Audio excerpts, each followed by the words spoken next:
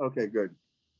So, I mean, it would be interesting to go back and look at the context of the milk industry in the late 90s. Yeah. You know, I mean, I just don't remember what was going on, I don't but either. milk sales were lagging. And Well, they so here, this is interesting because I recently watched a show you should check out. It's a documentary about advertising called Art and Copy. Goodby and Silverstein were talking about the issue at the time, and it was that milk never changes. Like Snapple or Coca-Cola or anybody else, they come up with like a new yeah, flavor, and yeah, it's you like can't do you just can't do that with milk. Milk is. yeah, And they also talked about like nobody has a brand, like nobody really thinks about the brand of milk. They just get like 2%, that's the brand, or 1%, yeah, or whole milk. Like, how yeah, do you sell this product that never changes? right. Yeah. I mean, So that was that the would all deal. be interesting to go and look back at. And I think there's mechanisms within the dairy industry that are not savory. There's this Right. dairy consolidation has been going on for a long time. The mom and pop dairies in Wisconsin, Minnesota, up north there are largely gone. It's been totally consolidated. I remember now that you're mentioning it, I remember, so this would have been around the time when those ads were popular. So this was like right out of college in, I don't know, the mid 90s. Yeah. I was working this job. I was working as a tree trimmer, and this guy that I worked with was my age, and he was telling me about the horrors of what is actually in milk, like what you're drinking when you drink milk because of all this processing and stuff. So Yeah. that leads me to believe that milk had a pretty bad reputation at the time. The milk that we bought. So it needed I, to be reinvigorated or something. I don't doubt it. And I think at the end of the day, after the homogenization, blending of your cows, my cows, their cows, there's 100 different cows worth of milk probably in a little lunch quart, or whatever pint, whatever it is. Right. And that it's all pasteurized anyway. Like it's just sort of water with fat Right. at the end of the day. But anyway, right. That's all digression. But it would be interesting to go, look at the milk business and what state it was in that warranted this total, image makeover, sales push. What was the competition back then? Diet sodas, Coke Zeros. I mean, I don't Right. remember. Right. I'm more asking, but like Snapple. I remember Snapple. Probably. Now Snapple's, I haven't heard or thought about it in years. On the subject, it's kind of interesting. You decided to become you own an organic farm, and I've been there and know what it's like to have, actual eggs and have, garden grown vegetables and things. It's just, do you have any experience with, do you get fresh milk? Because I know you have cows. So we got, for a while, we got raw milk, which is basically from the cow to the jar. Okay. And, it's kept cool, it's refrigerated through the process, but it's never pasteurized, which is, heating it to kill the bacteria that are in it. So, everything's got bacteria, right? Right. There's good ones and there's bad ones, and sometimes your body doesn't get them all, and that's when problems occur and you get sick for a few days at best, or worse, you die. Other things happen. Right. So raw milk, and I think like pasteurization is sort of like eliminating crime in town by burning it all to the ground. Like there's no crime. Just get rid of there's the no town. nothing. There's no Yeah, town. So whatever the bad bacteria were, E. coli always gets the bad rap because they can obviously do a lot of damage, but for the most part, the bulk of the time, they're in our system and they're kept in check. Our immune system handles it. Right. So raw milk has all the bacteria. Good, Okay. good ones, and I don't know the names or what they necessarily do, but that's the premise. It's basically raw milk is straight from the cow into the jar, and that's what all our grandparents, that's what all of humanity had consumed throughout history. Right. And until they weren't able to, until refrigeration came, they just had to drink it faster, right? Or else, your nose would tell you it's probably right. Time to get a new batch. Yeah. That, in mass production, bottling, packaging, all that kind of stuff, pasteurization came around, that all mixed in probably with a degree of government regulation that had some sensibility to it, but also some not so sensibility to it, that leaves us with this largely not nutritious at the end of the day thing in a carton or in a bottle, whatever it comes from. But once you pasteurize it, like I said, you just nuked everything. So including whatever. What makes it healthy, including the good stuff. Yeah. Wow. But you don't have the bad stuff, which I think, in my opinion, is in the minority. I think milk has a lot of good, raw milk has a lot of good things in it. Raw milk is a rich chemical cocktail, of good, mostly good things, but a few bad things. But when we're told we can't have the bad things, then you don't get any of it, right? Or you get a highly compromised version. Right. So the milk that we drink thinking that it's so healthy and kind of reminds us of our, I guess, agrarian history is nothing like that in India.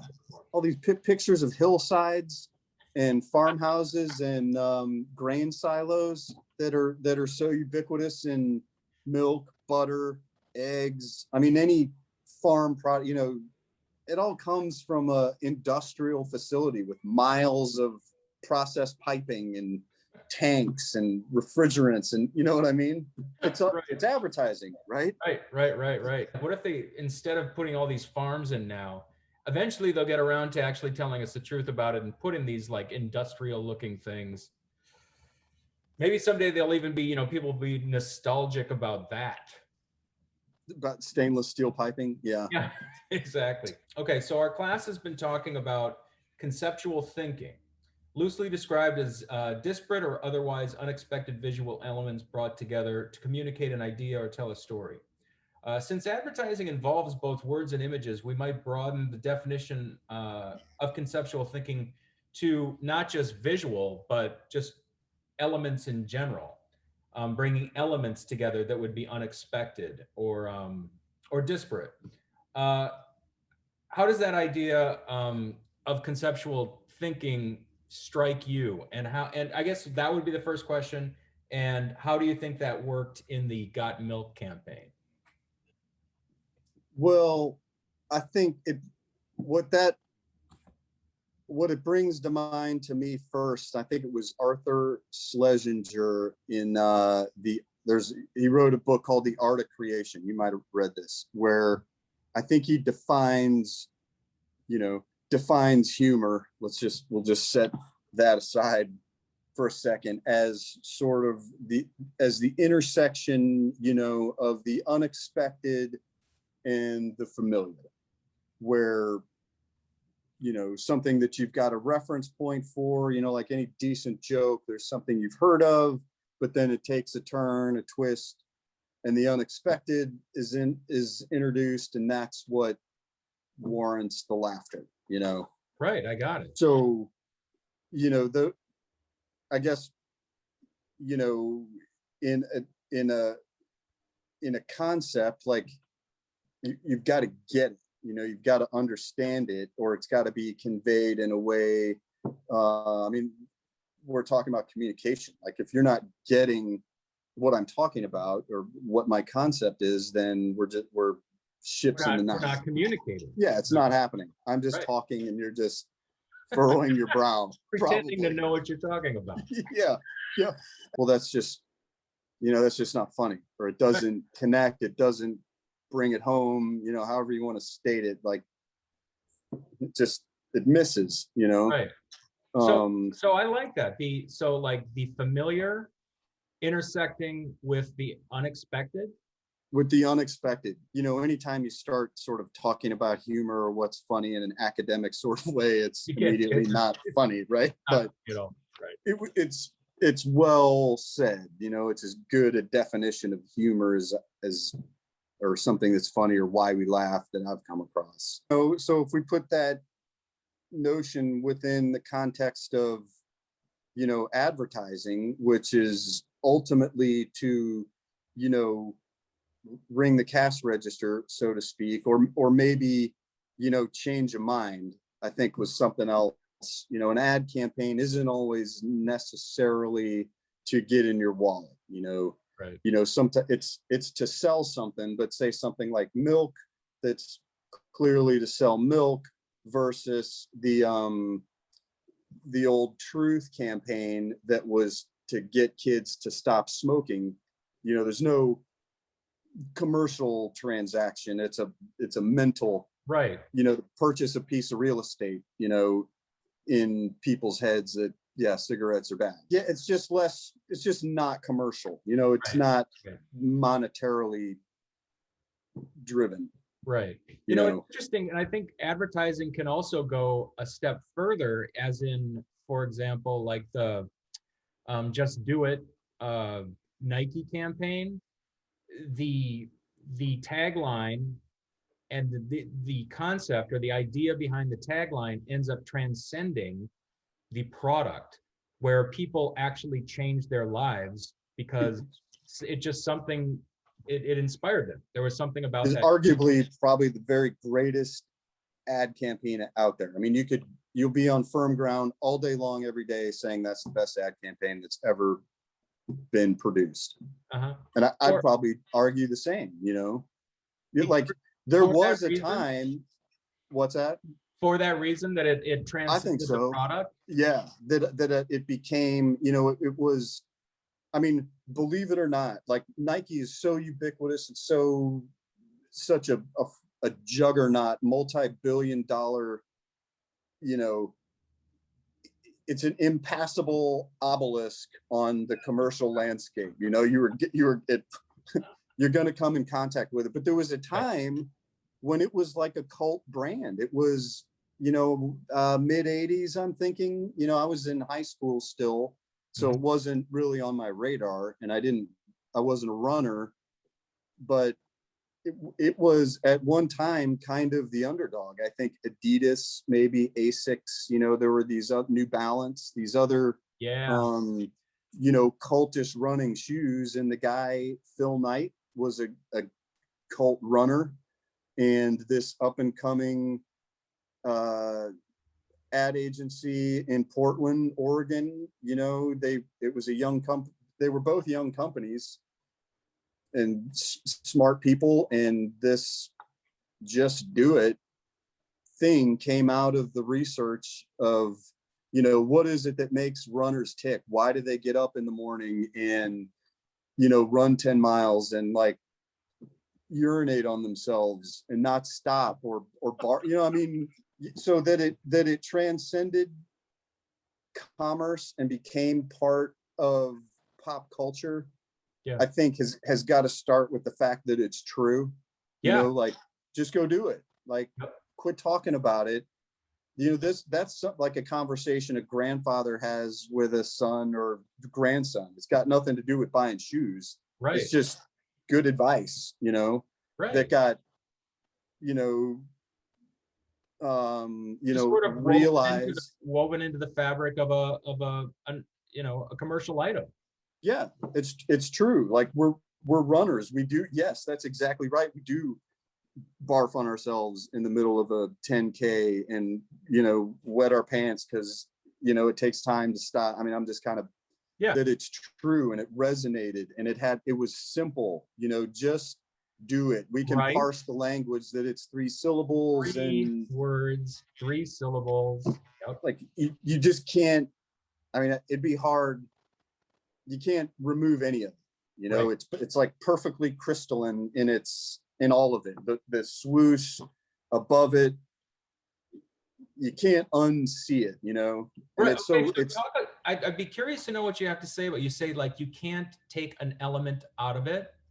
Could you talk a little bit about that? Like, what's the value of efficiency in advertising or in design? Like, what is it like are you breaking some sort of cardinal rule if they were to have said if there was just a word incorporated in there that wasn't really necessary but still got the point across?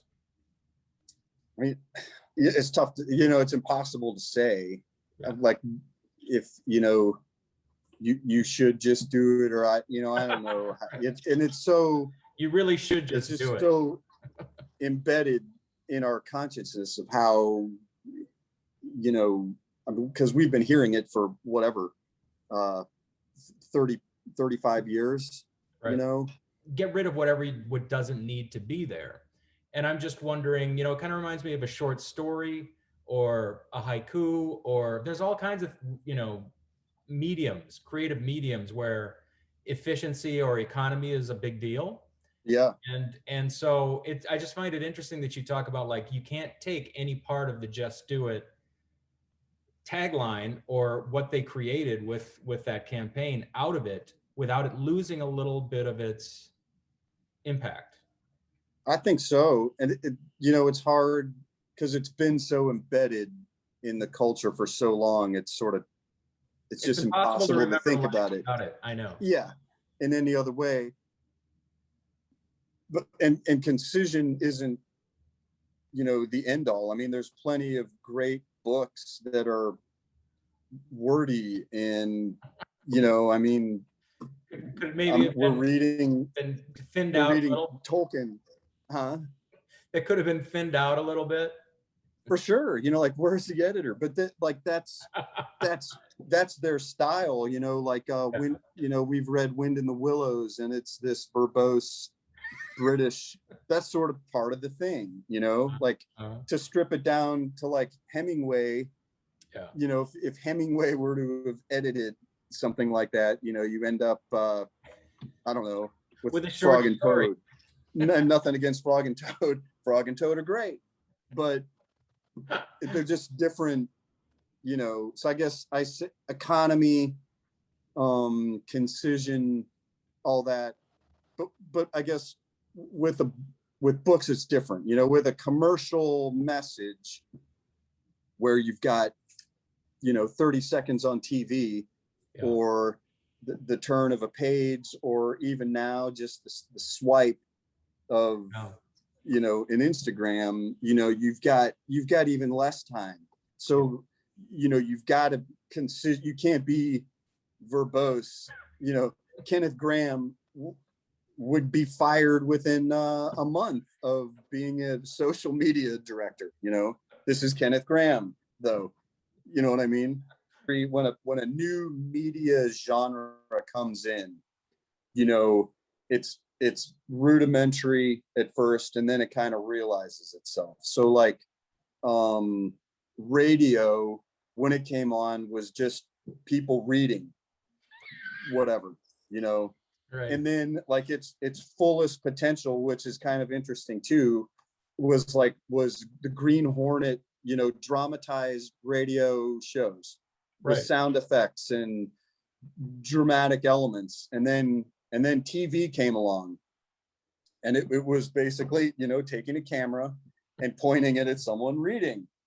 And then it realized motion and sound, and that you could have a couple, and then sitcoms, and TV fully realized itself, right. The internet was mostly just the corporate brochure put on the screen, where you could read it, scroll through. Yep. And now, obviously we're where we are, but it takes time for it to figure out what What it it is. is. Yeah. Yeah, what Right. its potential is. And that's just, from whatever youth to experience, Right. it takes a while. But One thing that has maintained pretty true with advertising is that, like you say, it's very limited in terms of the amount of time it has to capture somebody's attention. Whether it's television, whether it's Instagram, whether it's social media platform of any kind, whether it's a print ad, very short period of time. That thing that has stayed the same, right? And I think that's true of design too. I think Like, it's gotten harder. It's even gotten harder because of the widget in our pocket that is, an infinite, Instagram. I mean, everyone has Instagram yeah, almost, right? yeah, It's an infinite scroll of images with, I mean, I don't know that you're necessarily limited to characters, but it's just, there's so much more competition. I mean, when we were growing up, there were, I don't know, 7, 8 TV networks. There right. was ABC, NBC, CBS, PBS, CBS. And then the Fox affiliate. then there was like the weird ones that came up in the 80s, like channel 29 and channel 41, that you needed to get the special antenna for. Yeah. And then cable. And then cable.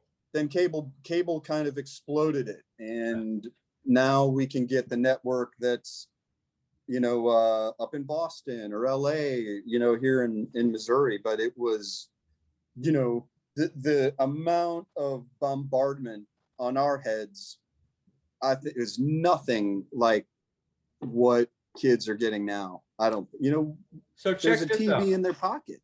Yeah, I know.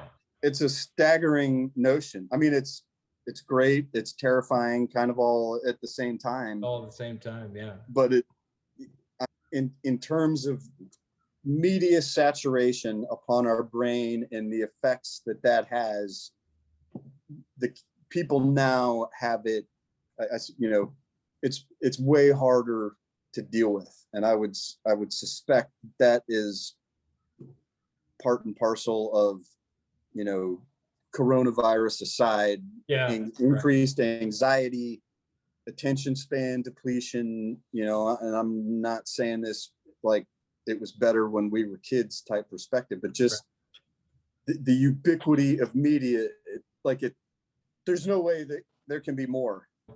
advertising has always had a short period of time to capture an audience.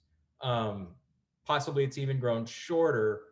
So I think that brevity has always been an important part of the game. Yeah, brevity, simplicity, clarity, those, that was beat into our head in ad school all the time. And that, you've got the flip of a page, you've got 30 seconds, you've got 30 seconds on the radio to make it interesting, to say what you need to say to the people that you're specifically talking to.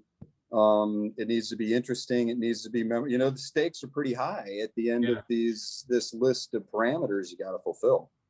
Right. So it brings me to think of like the Volkswagen ads that DDB produced in the 60s. Something they did, they introduced the idea of assuming that their audience was intelligent enough to understand that there's a sense of humor behind the advertisements. Yeah. So that seems like it would take a little more concentration on the part of the audience. Why would that work when it would take us a lot less energy just to be told, this car is fantastic, just take our word for it?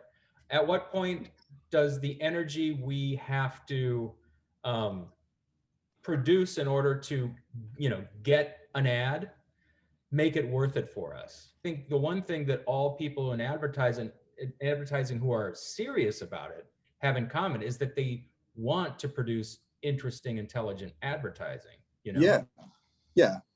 But I think so. The Volkswagen stuff that DDB did is also one of those all-time legendary campaigns. It was beautifully art directed. The copy's fantastic. The concepts are clever, funny, intelligent, and it tells you about Volkswagens. It checks all the boxes, right? Right.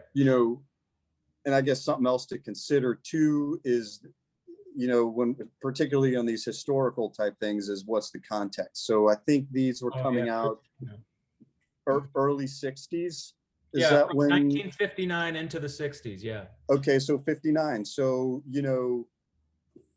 by then we're out of World War II, the booming 50s, the expanding middle class, disposable income, expanding suburbs, interest in, Cars that changed their look every year. yeah, car culture, which is, I don't entirely understand. I'm just not a car guy. My dad wasn't a car guy, so that component of it I don't understand. Right. But we Americans like cars. We need cars. We're spread out. Right. So, cars, it's an expensive purchase. You generally do more homework on those. So you know, and that was too, in a day, context again, where, I mean, I don't know what was on the TV in the 50s, but it was a vastly abbreviated version of what we've got now. So, the papers that landed on the end of the sidewalk every morning, you read them. Even the ads, it sounds ridiculous to say now, but so Not so, I just don't mean to interrupt, but I remember, do you remember growing up and like eating breakfast and reading whatever was on the back of the cereal box? yeah, Just whatever you could read. whatever. And that was the very best advice one of our high school teachers gave to us, was in preparation of the SAT, which I don't think exists anymore, or at least, do you even take it? It does. Okay. Yeah. Well, it was a big deal when we were coming up, and he's like, just read. You can do the Princeton Review stuff on the weekends if you want to spend the money, but at the end of the day, just read everything you can. Cereal boxes. That's good advice. Comic books, anything, just the words, the way they're used differently, contexts of them. Just read. Well, I can do that because I want to, I don't want to go to Princeton Review classes on the weekend. That sucks. Anyway, I think that was Whitney Lloyd told us that, but great advice. Read everything you can. Read everything you can. But people read in the 50s. They would get the newspaper. They would read. So I think that culture was predisposed to read stuff, and these, didn't talk down to people. That it's hard to realize that was a novel thing, but it was a novel thing. Hey, yeah, these people are smart. We don't need to pander to them, or tell them superfluous, magic elixir type stuff. I mean, again, going back to, it's true, the VW copy was true. I think they did, I might be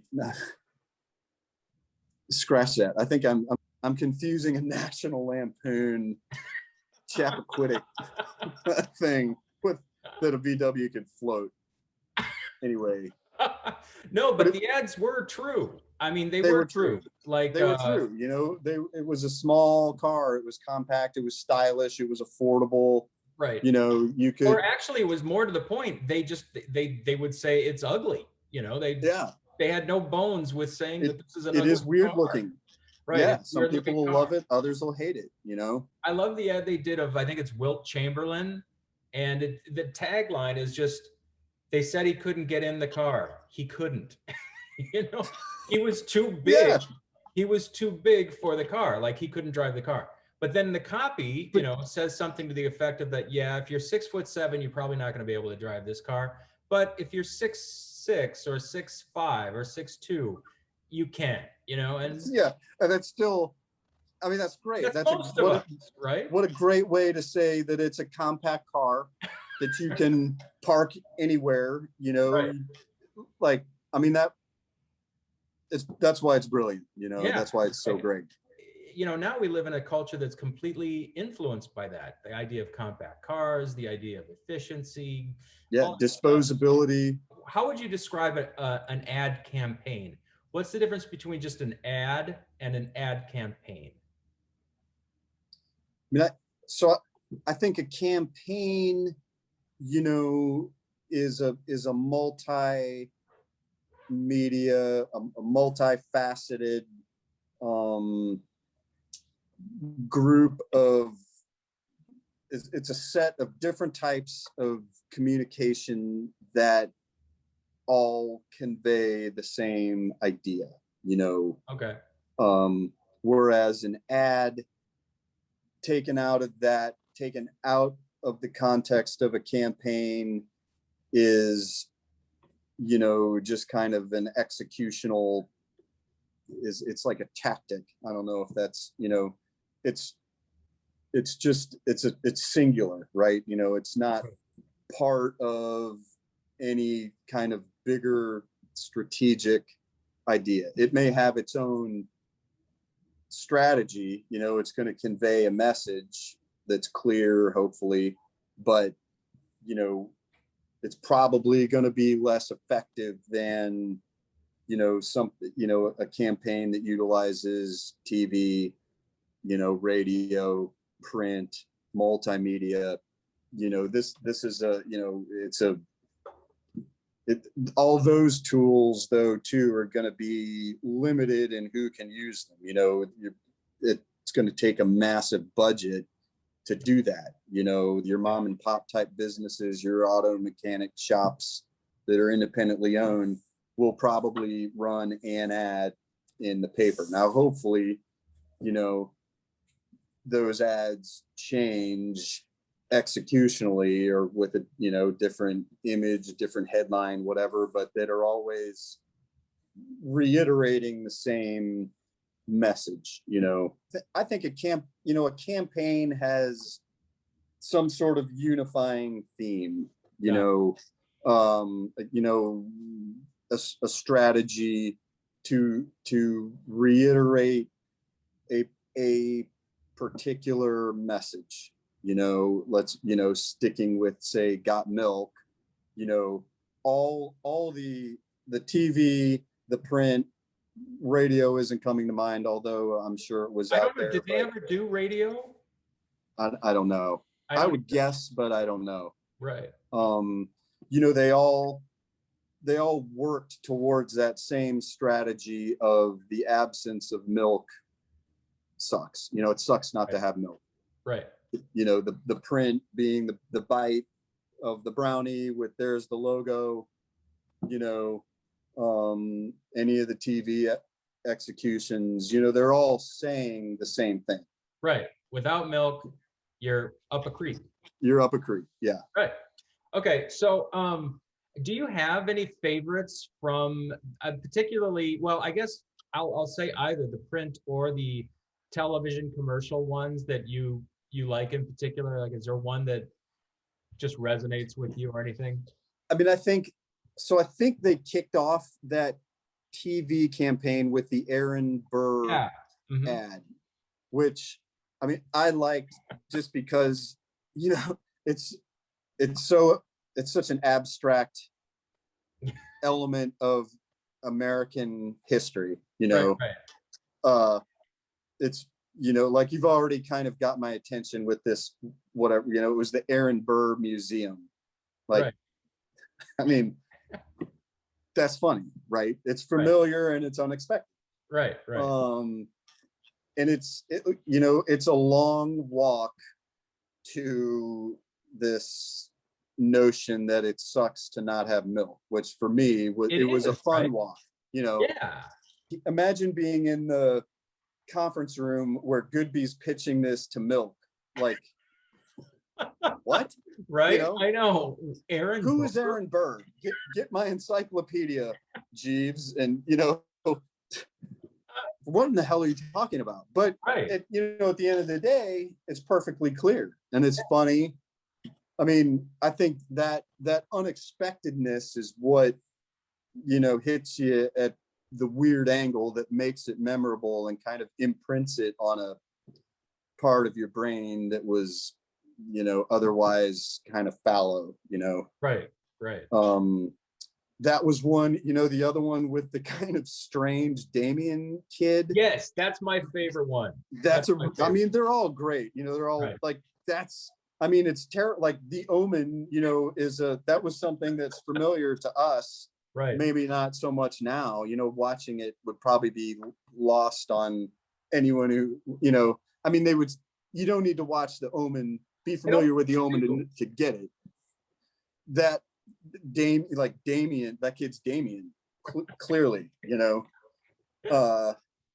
I mean, that one's, they're just also, they're weird, they're memorable. I mean, I've jotted down, what makes a successful ad campaign. I'll ask myself the follow-up question, but that it works, it reiterates the strategy clearly, simply, concisely, memorably, Right. like the milk processors board's got a piece of my mind now, Right. with these weird, funny ads that reiterate that next time I eat a chocolate chip cookie, I better have a glass of milk there, I mean, at the end of the day, that's really all it is, Right. But what a great way to say it, right? Yeah, it's interesting. It's funny. It's all those things that, somebody telling you, well, milk is healthy for you and it does this, like, you've lost me. Yeah. That's totally not interesting, Right. And I think, what you mentioned about the familiar and the unexpected, the familiar is, we all know what it's like to want, some things just go really well with milk. We all know that, or at least those of us who drink milk. The unexpected is like when those commercials begin, you can't help but go, where are they going with this? Yeah.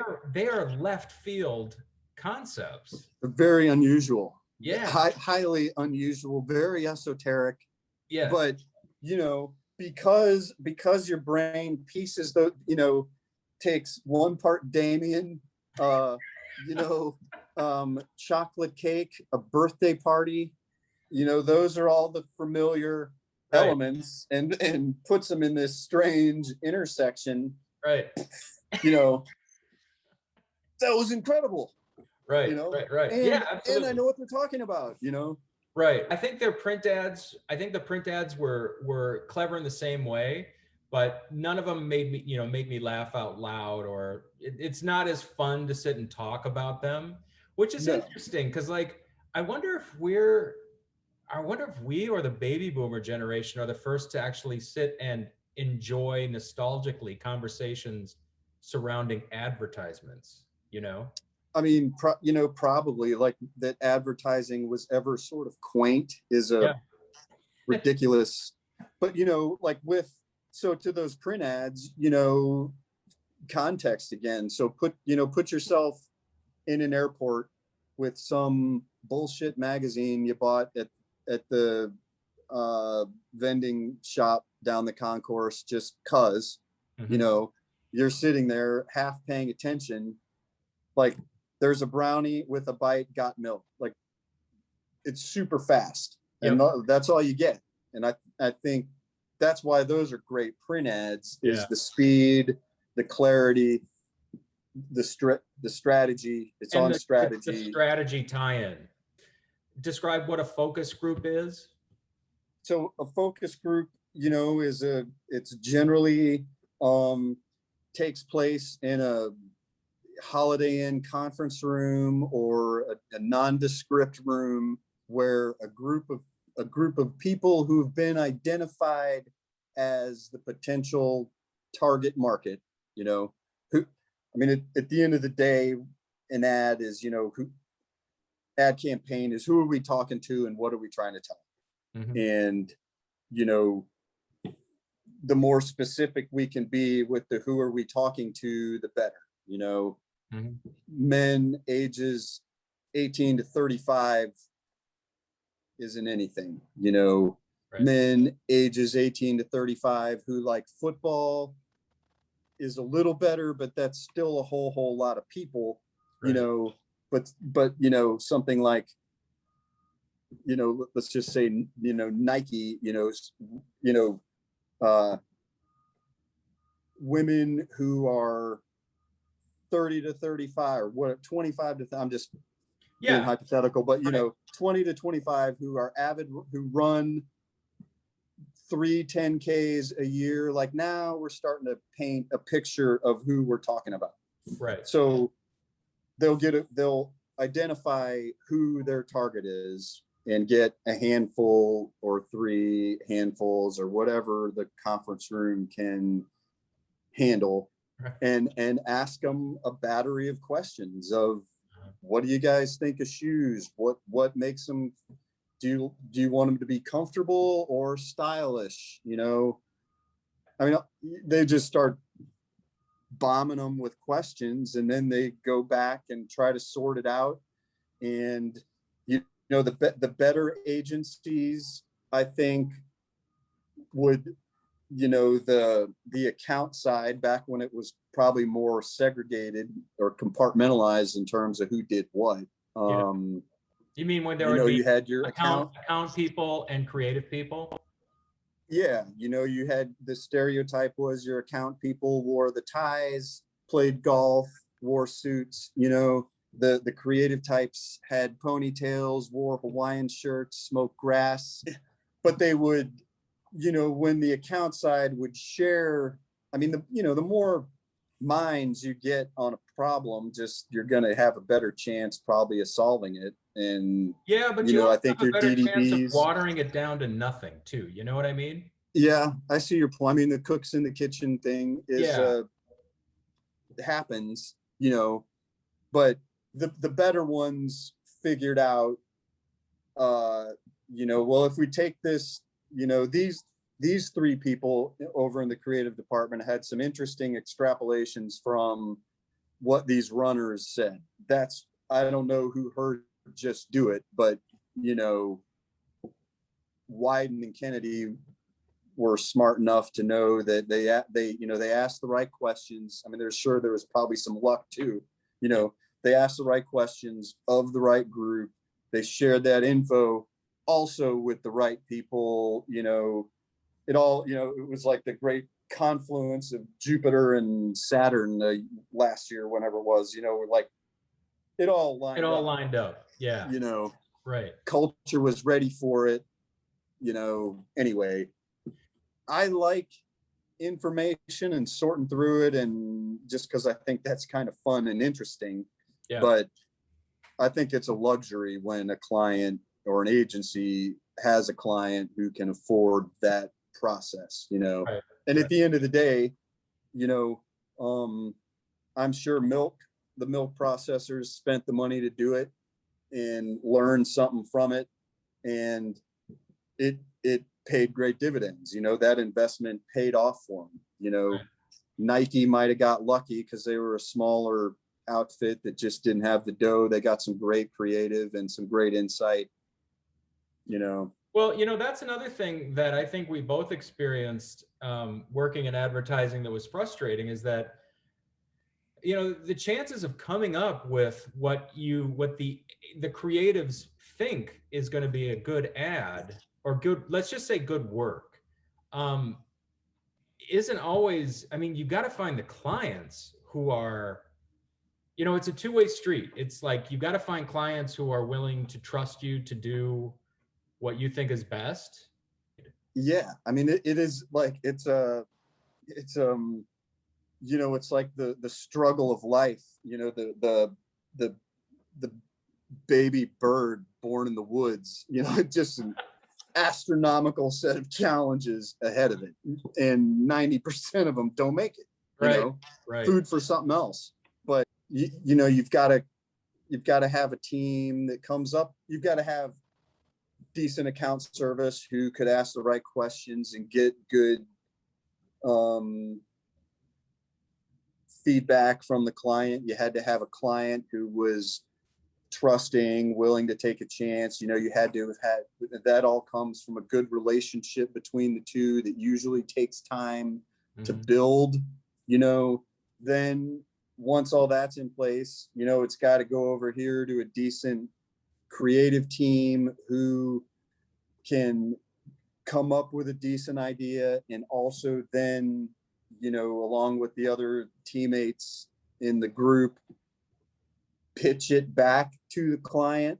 Yeah. The A lot of people gotta, have to be right on their game. it's all got to come together, and then the client's got to be okay. Yeah, we'll get out our checkbook. We're going to buy this campaign. Here's the dough. And then it's got to go out there. Right. And, then the people got to be like, I don't get it, or that's awesome. Right. Yeah. Like there's ad school, and the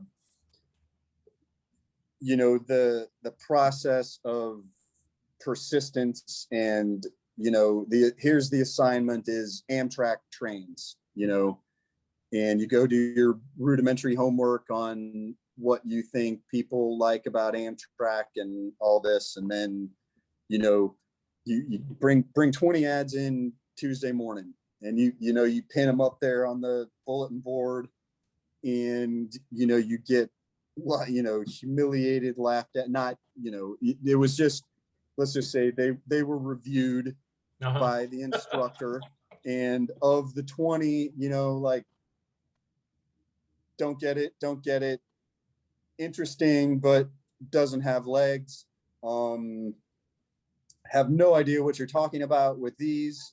So of that 20, these 3 have some merit. See if you can pull 20 more out of those. So then you get used to that rejection, because it is endemic to this business. Like, you've just got to be able to have a lot of ideas, and you can't be too precious about them. You'll learn in time, like, okay, this one, I can feel that this one's got will require some special handling, and I need to present it tactfully. That's not too, not maybe necessarily first, because there's predisposition of the first one's right, all that kind of nuance. But the getting comfortable with coming up with ideas, and being comfortable with them being shot down, and hearing stuff like the client's 13-year-old kid can draw pretty well, and you should probably use that. Like, that's all. It's ridiculous and humorous, but it's painful. Not outside the realm of possibility, right. And it can be painful in the moment. It hurts. Yeah. Like, you put all this blood, sweat, and tears into a couple weeks worth of, thinking about it. And at the end of the day, because, the client and the CEO of the agency are buddies and play golf, and the kid can draw, like, you know what I mean? Yeah. Like, anything can go sideways. And you just can't, at any moment it can go sideways. Yeah. And you just can't take it. And you can't take it personally. Yeah. You just have to realize that's the way of the world. Sometimes the baby chick gets eaten by the snake that doesn't even have eyeballs. Like, what happened? You couldn't even see. Tough break. The people in advertising, I think on the whole, were generally really interesting, fun people. On both sides of the building, in the creative department and on the account, those, whatever at the end of the day you feel like was taken from you, the people you worked with were always interesting. I think you find advertising, especially maybe just in general, but the creative side of advertising, it attracts like the island of misfit toys. It just attracts really people. Quirky, strange oddities that wouldn't fit elsewhere. And that's the creative Yeah.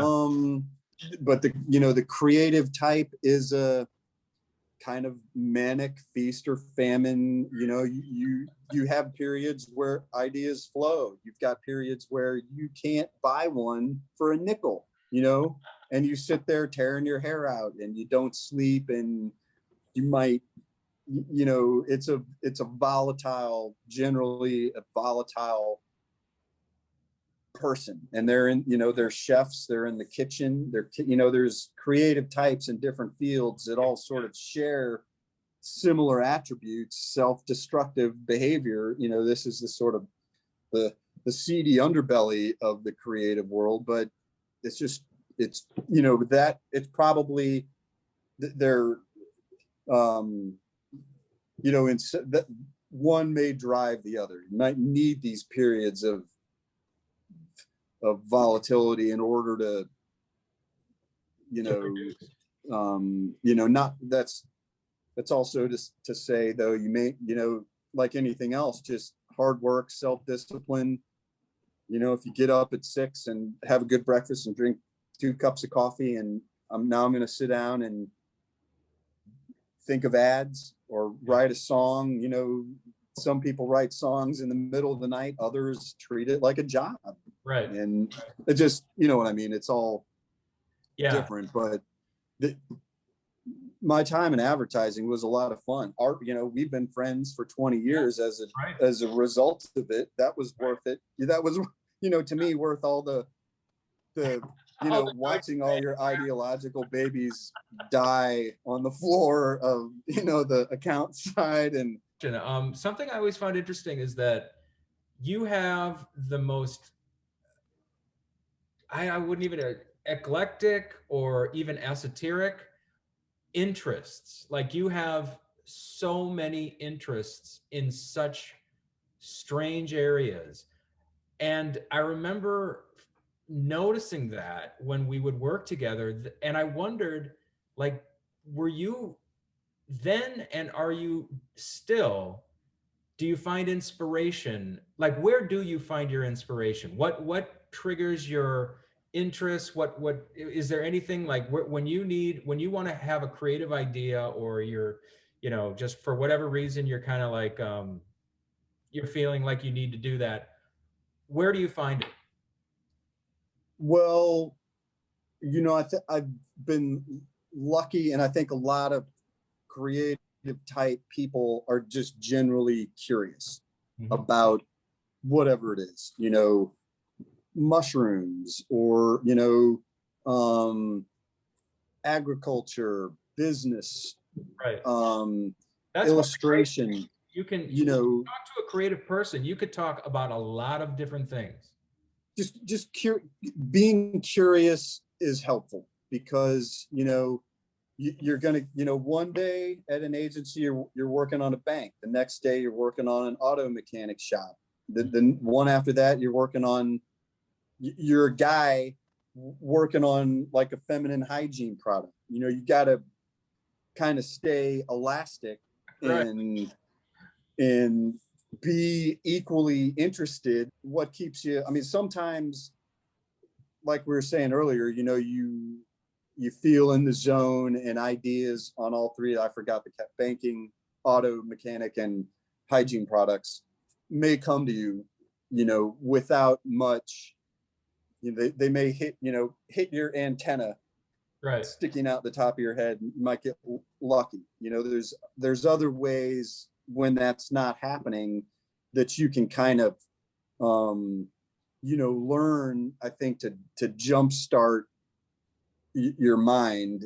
And things like, and everyone will have to learn that about themselves, like going for a walk, or doing something totally different, listening to a genre of music for 20 minutes that you would never otherwise listen to, so for example, we were watching, I got the Concert for George DVD the other night. I couldn't find it on Netflix or anywhere, but really wanted to see it. The first half an hour or so of it is Indian ragas.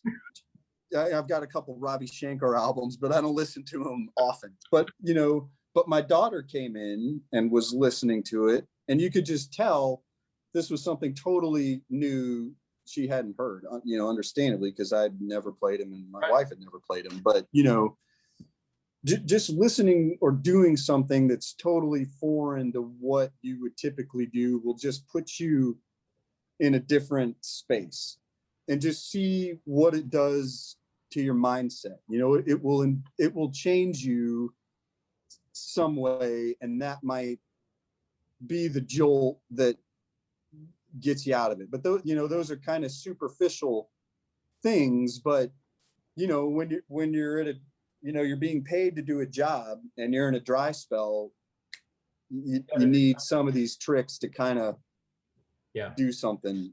But that, I mean, where does it come from? Where does the creative impulse come? Keith Richards will tell you, oh, it just happens, man. These songs just come. Like he's practiced his guitar a long time. He's listened to a lot of different albums. I don't buy that answer. I think that's perpetuates self-mythology, and fair enough. I buy it. I love Keith Richards, and I desperately want to believe that he was born with this all downloaded, knowing how to play it.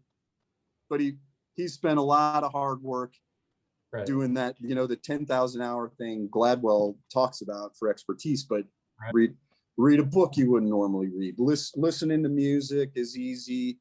Going somewhere, So, and it'll just by default show you something new. Yeah. All right, Derek. Well, thank you so much for the interview. The kids are gonna be ecstatic. And well, sure. All right. Sure. I really need to get going though, because I was supposed to be home an hour ago. Yeah, I think I was probably supposed to have cooked dinner. Well, Jamie's out of town, so I'm in charge. Which, so if anything goes wrong, you're going to hear about it. Oh yeah, or I'll be forced to lie about it. Worse. All right, take it easy. All right. Have a good weekend. We'll see you. Bye.